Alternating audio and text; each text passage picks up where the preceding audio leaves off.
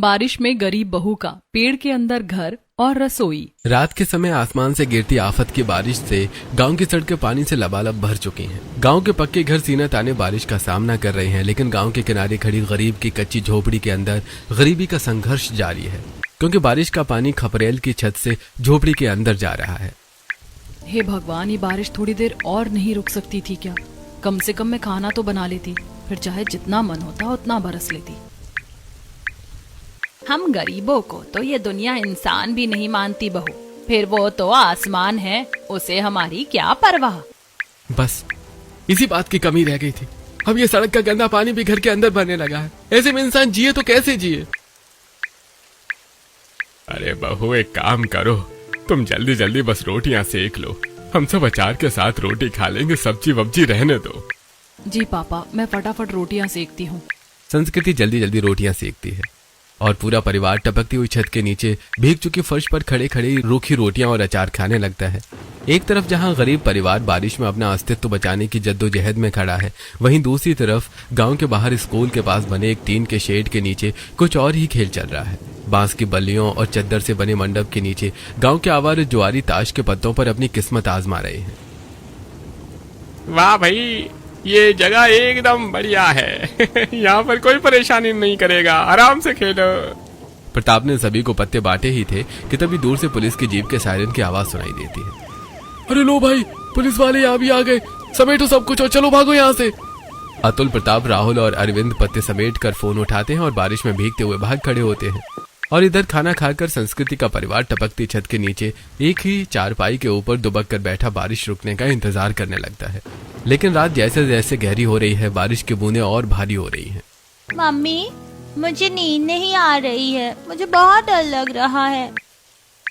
सो जा मेरी बच्ची, डरने से कुछ नहीं होगा, मैं हूं ना तेरे पास। संस्कृति की तरह ही बारिश में कच्ची मिट्टी की दीवारों ने भी बहुत हिम्मत दिखाई, लेकिन बारिश का पानी सोख कर कमजोर हो चुकी मिट्टी आखिरकार हार गई और मिट्टी की दीवारें भर भरा कर गिरने लगती हैं और घर का पूरा मलबा संस्कृति के परिवार के ऊपर आ जाता है। अरे बचाओ बचाओ, अरे कोई तो हमें बचाओ। माँ, पापा, प्रिशा, संस्कृति, अरे सुहानी, कहाँ हो तुम सब? चीख पुकार सुनकर अपने अपने पक्के घरों से छाता लिए पड़ोसी स्वाति और हरिया बाहर आते हैं। अरे ये आवाज किसकी है? अरे बाप रे, ये तो लखन का घर गिर गया। अरे गांव वालों मदद करो, मलबा हटाओ सब। तब तक संजीव और रामू भी अपने अपने घरों से निकलकर वहां पहुंच जाते हैं और सभी एक साथ मिलकर मलबा हटाकर संस्कृति, विक्रांत, ज्ञानवती, लखन, प्रेषा और सुहानी को बाहर निकालते हैं। अरे ये क्या हो गया? बारिश में हमारा घर गिर गया, अब हम कहाँ रहेंगे, क्या करेंगे? मेरे तो सारे कपड़े मलबे में दब गए माँ। तू कपड़ों को रो रही है सुहानी, ये सोच कि मलबे में हमारा सारा राशन दब गया है, अब हम क्या खाएंगे? तभी शिप्रा किताबों के पन्ने पानी में बहते हुए देखती है। बारिश ने मेरी सारी किताबें मुझसे छीन ली मम्मी। बोलती हुई प्रिशा स्वाति से लिपट कर रोने लगती है। हिम्मत रखो, आप सब हिम्मत रखो, भगवान सबकी परीक्षा लेता है, तुम्हारी भी परीक्षा ले रहा है।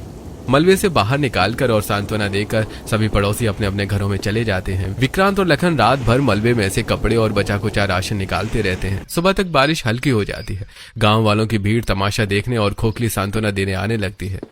हिम्मत रखो संस्कृति, ऐसे समय में हिम्मत की सबसे ज्यादा जरूरत होती है, अपनी हिम्मत मत हारना। सभी गांव वाले हिम्मत रखने का बोलकर वहां से धीरे धीरे खिसक लेते हैं। सब आ रहे हैं, बातें बना रहे हैं और हिम्मत दे रहे हैं, लेकिन कोई मदद के लिए आगे नहीं आ रहा। किसी ने एक बार भी ये नहीं कहा कि हमारे यहाँ आ जाओ, इस हाल में कहाँ रहोगे? ये दुनिया ऐसी ही है बहू, हम गरीबों की किसे फिक्र है यहाँ। तभी प्रभा का बेटा विशाल अपने घर से बाहर भाग कर आता है और उसके पीछे पीछे प्रभा भी भागती हुई घर से बाहर निकलती है। आज स्कूल नहीं जाना है क्या तुझे? नहीं मम्मी, बारिश की वजह से स्कूल में 3 दिन की छुट्टी है। विशाल की बात सुनकर लखन की आंखों में चमक आ जाती है। मुझे एक तरकीब सूझी है, एक काम करते हैं, हम सब कुछ दिनों के लिए स्कूल में पनाह ले लेते हैं। हाँ पापा, ये ठीक रहेगा। आप सब बचा कुचा सामान लेकर स्कूल जाओ, तब तक मैं सरपंच के पास जाकर सरकार से मुआवजे के लिए अर्जी लगा कर आता हूँ।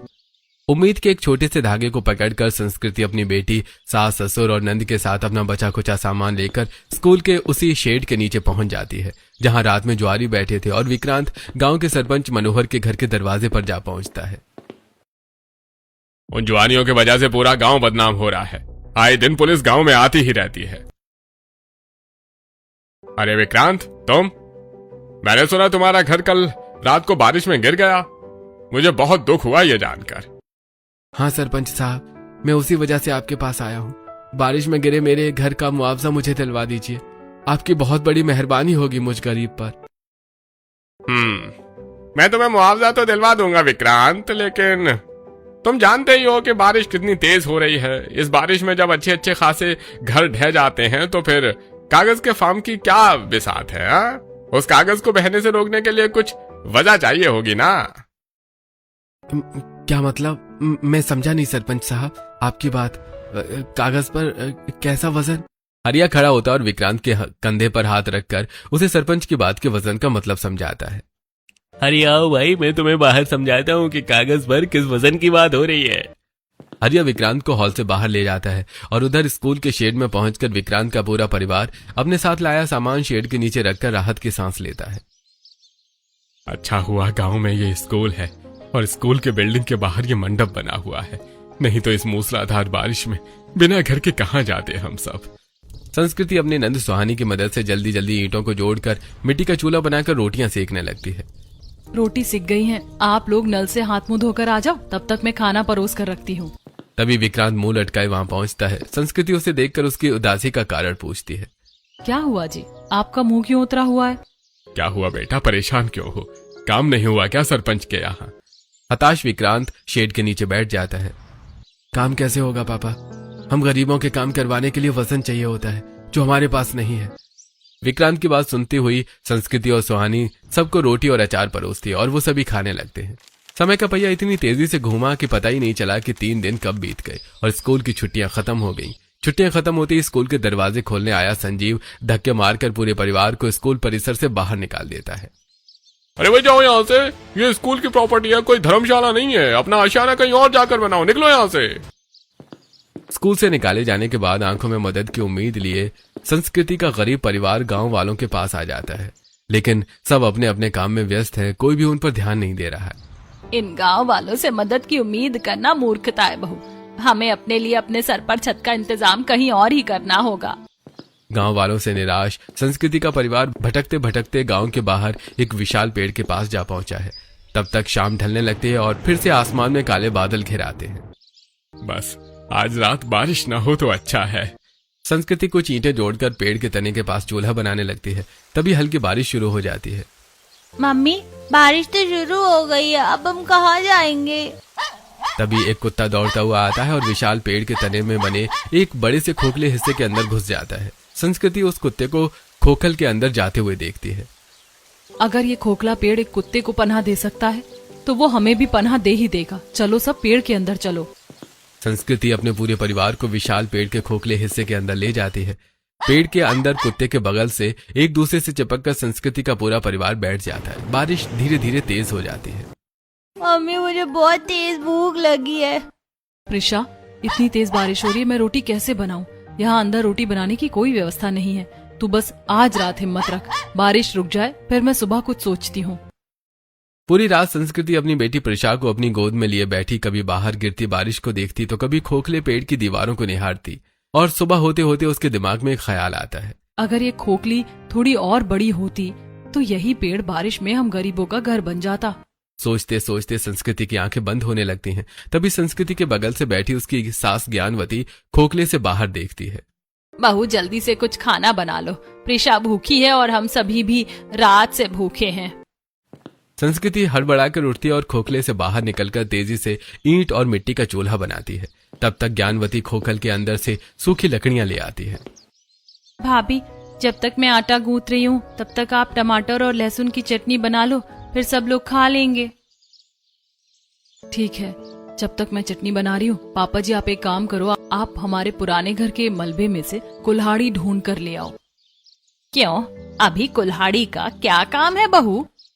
संस्कृति पेड़ के तने को पकड़कर खड़ी हो जाती है। मम्मी जी, जिस पेड़ ने आज रात हमें पनाह दी है और बारिश से बचाया है, अब वही पेड़ हमारा नया आशियाना बनेगा। अपनी बहू की बात मानकर लखन कुल्हाड़ी लेने चला जाता है और जब तक कुल्हाड़ी लेकर वापस आता है तब तक संस्कृति और सुहानी चटनी रोटी बना लेती है और पूरा परिवार पेड़ के तने के पास बैठकर खाना खाने के बाद संस्कृति के कहे अनुसार विक्रांत पेड़ के खोखल के अंदर जाकर कुल्हाड़ी से पेड़ के खोखले हिस्से को और काटने लगता है। खटखट की आवाज गांव के चौराहे तक गूंजती है। ये खटखट की आवाज कहां से आ रही है इतनी सुबह सुबह?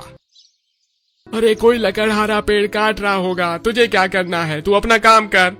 दिन भर की अथक मेहनत के बाद संस्कृति और विक्रांत उस पेड़ को इतना खोखला कर दिया कि पूरा परिवार उसमें आराम से बैठ और लेट सके। लेकिन गरीब परिवार के लिए चुनौतियां अभी खत्म कहां हुई थी। शाम होते होते पेड़ के अंदर घर बनने के बाद जैसे संस्कृति का पूरा परिवार पेड़ के तने के पास खाना खाना शुरू करता है, इंद्रदेव फिर मेहरबान हो गए। ये लो, इंद्रदेव फिर से मेहरबान हो गए। बारिश शुरू होते ही संस्कृति का पूरा परिवार अपनी थाली लेकर पेड़ के अंदर चला जाता है।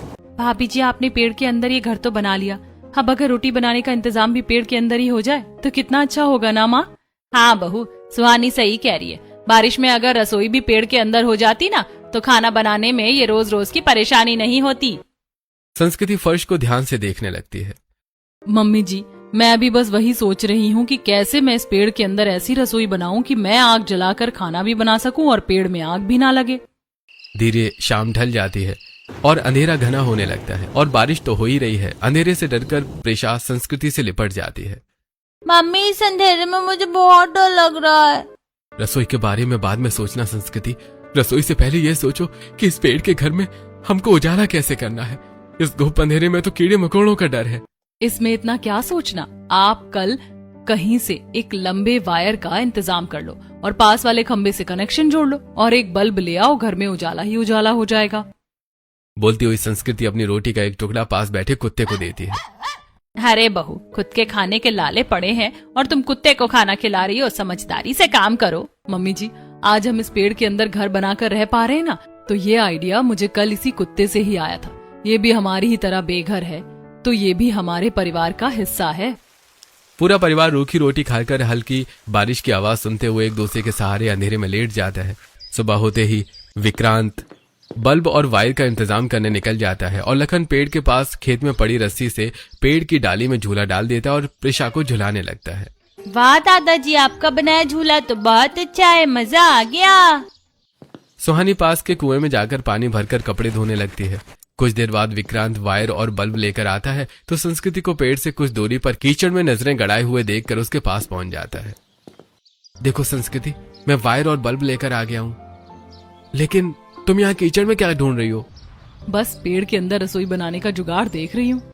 तभी संस्कृति को एक बड़ा सा चपटा पत्थर दिखता है। जी सुनो, एक काम कर दो, ये बल्ब और वायर मुझे दे दो और आप ये बड़ा सा पत्थर उठाकर पेड़ के अंदर आ जाओ। क्यों? इतने भारी पत्थर का क्या करोगी तुम? आप लेकर तो आओ, फिर बताती हूँ। वायर और बल्ब संस्कृति को देकर विक्रांत पत्थर उठाकर पेड़ के अंदर ले जाकर रख देता है। विक्रांत के पीछे पीछे पेड़ के अंदर आई संस्कृति पहले से इकट्ठा की गई ईंटों को उस पत्थर के ऊपर जमा कर गीली मिट्टी का लेप लगाकर चूल्हा बना देती है। ये देखो, अब ये बन गई मेरी शानदार रसोई। अब पेड़ के अंदर खाना बनाने पर भी लकड़ी में आग नहीं लगेगी क्योंकि नीचे पत्थर है। और अब आप एक काम करो, इससे पहले कि बारिश आ जाए अपना लाइट का कनेक्शन ले लो। विक्रांत पेड़ के अंदर कील ठोंक कर उस पर बल्ब टांगता है और वायर लाइट के खंबे तक ले जाकर खंबे पर चढ़कर कनेक्शन कर देता है। कनेक्शन होते ही बल्ब जल उठता है। खुशी खुशी पूरा परिवार पेड़ के अंदर बने घर में आ जाता है। अरे वाह बहू, हमारे सिर पर इतनी बड़ी मुसीबत आई थी तो हमने कभी नहीं सोचा था कि इतनी जल्दी तुम हमें अपने दिमाग से उस मुसीबत से बाहर निकाल लोगी। हाँ बहू, तुम्हारी होशियारी सच में तारीफ के काबिल है। कोई सोच भी कैसे सकता था कि पेड़ में घर भी बनाया जा सकता है और रसोई भी, वो भी बारिश में। हाँ मम्मी जी, पापा जी, गरीबी इंसान को सब सोचने पर मजबूर कर देती है। अगर हम गरीब इतना ना सोचे तो हमारा जीना मुश्किल हो जाएगा इस दुनिया में। संस्कृति के पेड़ में घर और रसोई बनाने के बाद बारिश में उसके परिवार को सहारा मिल जाता है। लेकिन एक रात जब संस्कृति का पूरा परिवार खा पी कर पेड़ के अंदर सो रहा था, तभी गांव के चारों जुआरी पेड़ के पास से गुजरते हैं और पेड़ के अंदर से आ रही रोशनी को देखते हैं। अरे वो उस पेड़ के अंदर से बल्ब की रोशनी कैसे आ रही है? अरे छोड़ ना, किसी ने खेतों के लिए लाइट लगाई होगी। तू उस रोशनी को छोड़, ये सोच के हम अपने पत्ते कहाँ खेलेंगे और पुलिस से कैसे बचेंगे। वो चारों वहां से चले जाते हैं। तभी अचानक तेज बारिश शुरू हो जाती है। इतनी तेज बारिश जितनी उस रात हुई थी जब संस्कृति का घर गिरा था। पेड़ के बाहर पानी भरने लगता है और धीरे धीरे पानी पेड़ के अंदर आने लगता है। जैसे ही पानी सो रही संस्कृति के पैरों से टकराता है वो उठकर बैठ जाती है। ये क्या हुआ? ये पानी कहाँ से आ गया अंदर? संस्कृति भी उठकर बैठ जाती है और पेड़ के बाहर हो रही बहुत तेज बारिश देखती है। बारिश बहुत तेज है, पेड़ के बाहर पानी भर गया है, तो वही पानी अब हमारे घर के अंदर आ गया है। अरे इस पानी से बचने का भी कुछ इंतजाम सोचो बहू, वरना हम पेड़ के घर में कैसे रह पाएंगे। मैं तो ये बात भूल ही गई थी पापा जी। संस्कृति ध्यान से दरवाजे की तरफ देखती है। मैंने एक इंतजाम सोच लिया है पापा जी, पर वो इंतजाम हम सुबह ही कर पाएंगे। अभी बाहर बहुत अंधेरा और पानी है। पूरा परिवार रात भर पानी के बीच डूबा हुआ बैठा रहता है। सुबह होते ही बारिश धीमी पड़ने पर संस्कृति का पूरा परिवार पेड़ घर से बाहर आता है। संस्कृति भी कुल्हाड़ी लिए बाहर आती है और विक्रांत को दे देती है। आप एक काम करो, जिस पेड़ ने हमें घर दिया है अब यही हमें सहारा भी देगा। आप पेड़ की कुछ मोटी टहनियां काट लो, उससे मैं पानी रोकने की व्यवस्था कर लूंगी। कुल्हाड़ी लेकर विक्रांत पेड़ पर चढ़ता है और एक मोटी टहनी काटता है और फिर संस्कृति के बताए अनुसार उस टहनी को छांटकर एक लट्ठे में बदल देता है। फिर संस्कृति उस लट्ठे को दरवाजे के नीचे लगा देती है। अब घर के अंदर बाहर का पानी नहीं आएगा। भाभी आपने तो कमाल का जुगाड़ लगाया है। बस अब बिस्तर के लिए भी कुछ सोचो ना, क्योंकि कठोर फर्श पर सोने की वजह से मेरी कमर दर्द कर रही है। बस इतनी सी बात। अभी हम पेड़ के बड़े बड़े पत्ते तोड़कर नीचे बिछा लेंगे, पत्तों से एकदम गद्दे जैसा बिस्तर बन जाएगा। संस्कृति पूरे परिवार के साथ मिलकर पेड़ के अंदर बने घर में पत्तों का नरम बिस्तर भी बना लेती है। अब बारिश में संस्कृति के परिवार को खाने, रहने और सोने की फिक्र करने की जरूरत नहीं थी, लेकिन जुगाड़ से कुछ दिनों के लिए सिर पर छत मिल सकती है, पेट भर सकता है, लेकिन भविष्य सुरक्षित नहीं हो सकता। यही बात विक्रांत को परेशान किए हुए थी। विक्रांत बेटा, तुम इतने परेशान क्यों लग रहे हो? बहू ने तो अपनी समझदारी से हमें बारिश की हर परेशानी से बचा लिया है। पापा, आखिर कब तक हम इस जानवरों की तरह इस पेड़ के अंदर रहेंगे?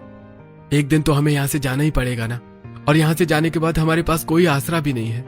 अरे मैं तो भूल ही गई थी, तू सरपंच के पास मुआवजे के लिए अप्लाई करने गया था ना, उसका क्या हुआ? सरपंच कोई मदद नहीं कर रहा मम्मी, वो मुझसे खुलेआम घूस मांग रहा है। उस दिन भी मैंने आपको बताने की कोशिश की थी, लेकिन आप समझी नहीं। बताओ, हम गरीबों की सुनवाई कहीं पर नहीं है।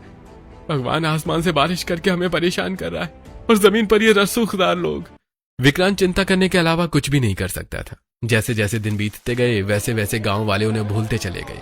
फिर एक दिन प्रशा को झूला झुलाते हुए संस्कृति उसे रोटी खिला रही थी कि तभी मम्मी, मुझे पढ़ाई करना है, मैं स्कूल भी नहीं जा पा रही हूँ और मेरे पास कोई नोटबुक भी नहीं है।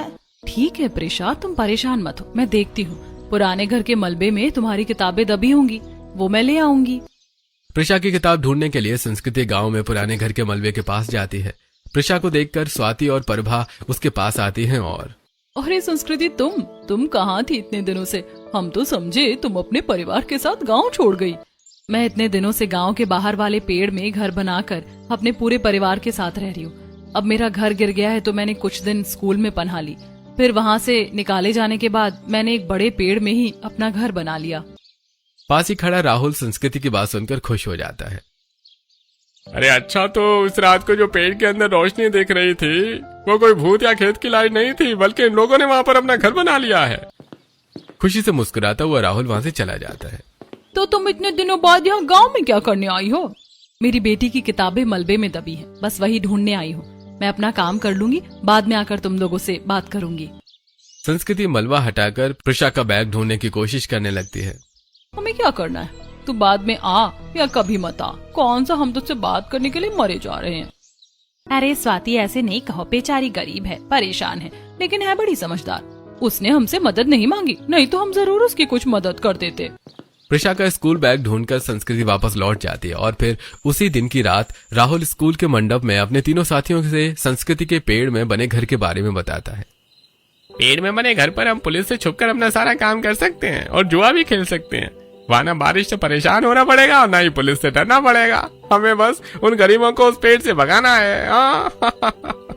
गरीब परिवार को पेड़ में बने घर से बेदखल करने के लिए इस बात से बेपरवाह कि जिस गरीब ने कुदरत के तूफान को हरा दिया वो मामूली गुंडों से कैसे डरती।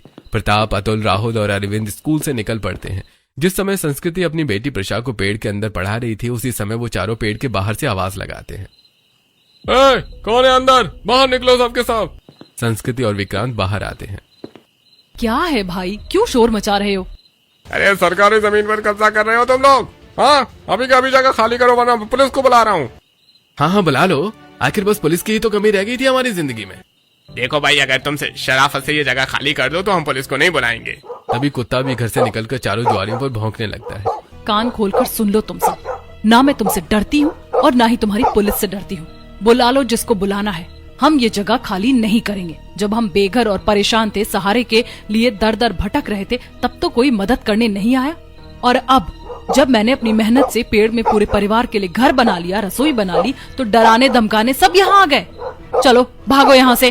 संस्कृति का रौद्र रूप देखकर वो चारों थोड़ा पीछे हटते हैं और बड़बड़ाते हुए वहां से चले जाते हैं। अरे ये लोग ऐसे नहीं मानने वाले, हमें अपनी चाल चलनी पड़ेगी और गांव वालों को इनके खिलाफ भड़काना होगा। अगले दिन की सुबह वो चारों जुआरी गांव के चौराहे पर गांव के लोगों को इकट्ठा करते हैं और अरे गांव वालों सुनो, बारिश में घर गिरने के बाद वो गरीब पेड़ में घर बनाकर रह रहे हैं। आज उन्होंने पेड़ पर कब्जा किया है, कल गांव में किसी भी खाली पड़ी जमीन पर कब्जा कर सकते हैं और परसों उनसे गांव की सड़कें भी नहीं बचेंगी।